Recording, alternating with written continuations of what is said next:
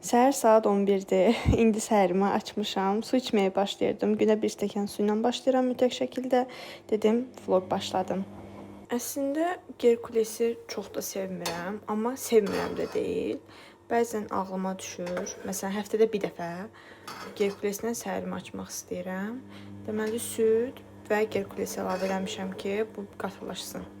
Bunlar da var, amma bu deyəsən Azərbaycan istehsalıdır. Bu da var. Bunlar amma hələ açmamışıq. Bunda çox az qalıb içində.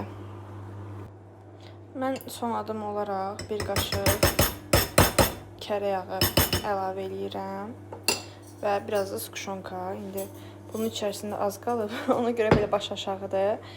Biraz da skuşonka əlavə eləyək.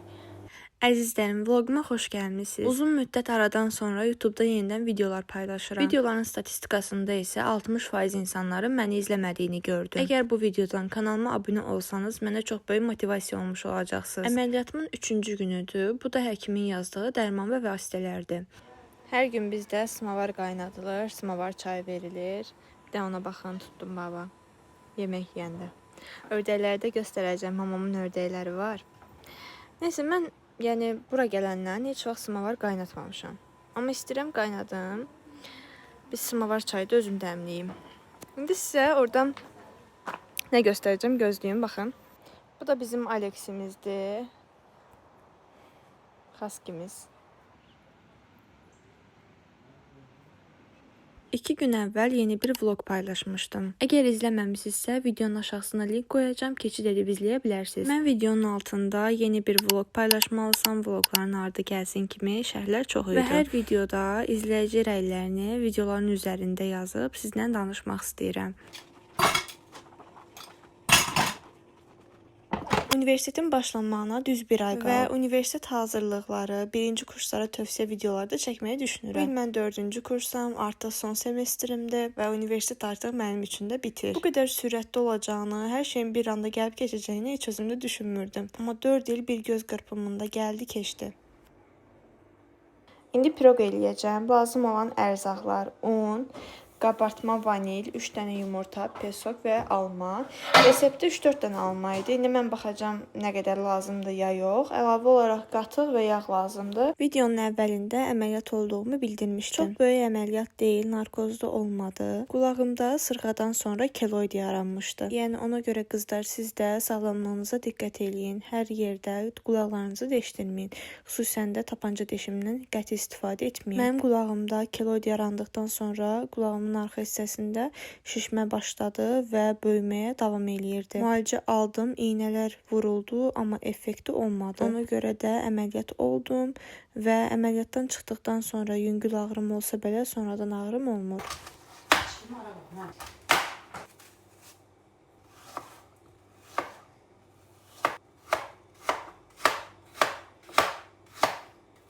Bugün mən həyatımda ilk dəfə almalı piroq eləyirdim. Əslində reseptdə almanın qabıqlarını soymurdu. Mən də sonradan fərqinə vardım ki, səhv eləyirəm. Və 3 almanı soyduqdan sonra biri qalanda dedim, məşi bunu da soyum, daha heç nə olmaz. Almanı soyub doğradıqdan sonra yumurtaları qıracağam.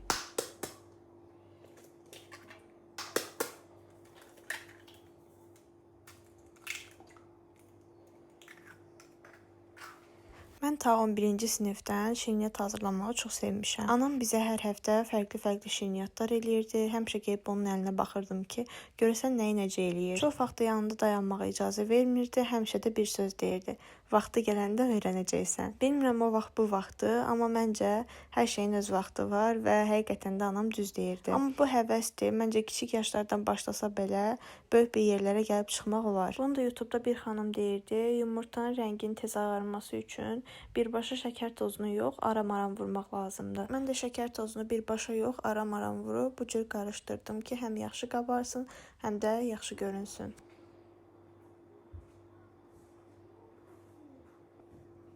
1 stəkandan 1 barmaq aşağı yağ və 1 paket vanil əlavə elədim. Videonun əvvəlində qeyd elədim bilmirəm, amma bizdə qatıq yox idi. Videoda isə reseptdə qatıq istənilirdi. Anam qatıq turş olduğuna görə onu süzmə halında qoymuşdu. Dedi vur getsin, istifadə oluna bilər. Mən də ona görə bu gün qatıqdan yox, süzmədən istifadə elədim. Dadında böyük bir dəyişiklik yox idi zaten. Amma görünüş onu demirdi. Videoda 50 dəqiqə qoymağını istənilirdi. Mən isə heç 30 dəqiqə yox idi.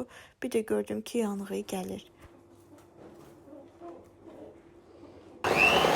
Və mən həyatımda ilk dəfə bir şirniyyatı yandırdım. Yəni yemək yandırmaq mənim üçün okeydir, amma şirniyyat ilk dəfə idi.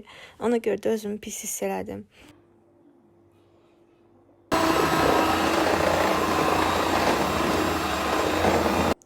O biri tufovka tavaları çox böyükdür. Bu onlara nisbətən balacadır.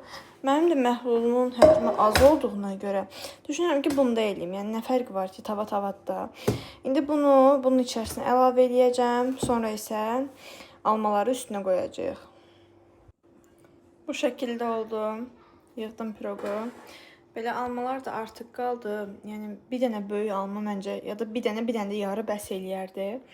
İndi göndərirəm bişməyə. Başım qarışdı, videolar baxırdım. O sırada üstü yandı. Ümid edirəm ki, içi yaxşı bişib. Çünki ilk dəfədir ki, mən şirniyyat yandırıram. Yəni həyatımda ilk dəfədir. Mən heç vaxt yandırmamışam. Bu günləri ilk yaşadım. Görək dadı necədir. Bayaq anam yarpızlı çay dəmləyib.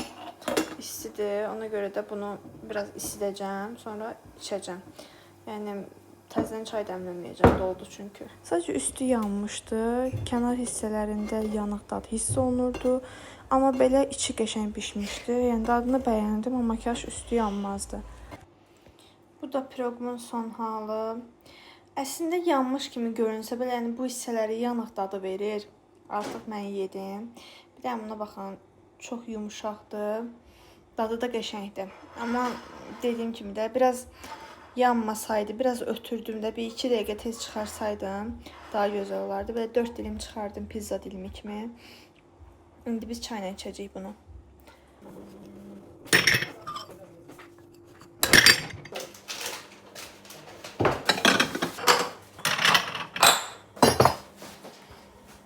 Bəlkə bu yenə sizin üçün adi gələ bilər, amma videonu bura qədər izləmişsinizsə, kanalıma abunə olub mənə dəstək olmağı unutmayın. Kanalımın aktivliyi aşağı düşür və uzun müddət aradan sonra videolar paylaşıram. Dəstəyiniz çox önəmlidir.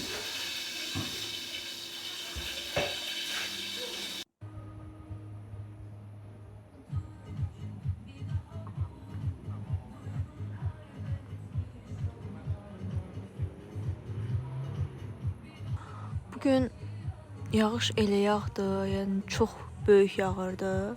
Dedim dayanmaz da, bu yağış yağar elə. Yağış kəsib, qurudu yer, havama soyuqdur. Çox gözəl mənzərəsi var, həqiqətən havası da təmizdir. Yəni mütləq şəkildə yayda dağa getməlisiniz də, yəni bir dənizə, bir də dağa. Mən ikisinin arasından qalsam dənizi seçərəm, orası ayrı. Çünki dağlar artıq mənim ürəyimi vurub biraz. Bu da obyektimizdir. Mən keçən dəfə sizə bölüşmüşdüm iç hissəsini. Amma buralar çox böyük. Məsələn, baxın, arxa hissəsində bisetka var, önlərdə bisetkalar var, aşağı hissədə bisetka var, yanda var. Yəni bunları paylaşmamışam. Hələ ki obyekt haqqında tam geniş məlumat verməmişəm. Yəni restoranımız haqqında. Ta əvvəldən axıra qədər sizin üçün ayrı bir vlog eləyəcəm.